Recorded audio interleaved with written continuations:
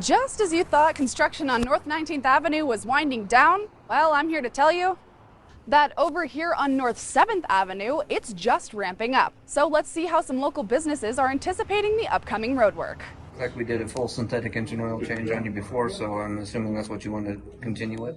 If you've ever been to Big O Tires, either for an oil change, new tires, or their popular summer floating tubes, there's a good chance Travis Love helped you out. Travis has worked at Big O's for around 16 years, right here on the corner of North 7th and Peach Street. It's a great location. We do have a lot of traffic going by our store. But Travis tells me traffic can bring trouble. It's been difficult at times to get delivery trucks in and out. People get really confused determining on how much parking space we have along North 7th. Travis's everyday commute involves driving North 19th Avenue. With this recent construction, having a one-lane traffic at 5:30, 6 o'clock in the afternoon can be quite frustrating. Don't worry, Travis. There's good news. Repaving North 19th begins June 15th and will be completed around July 4th. The bad news? Also around the start of July, construction will move on over to North 7th Avenue. I think it's going to hurt my business due to the fact that, it's going to shut down certain portions of 7th to where people will be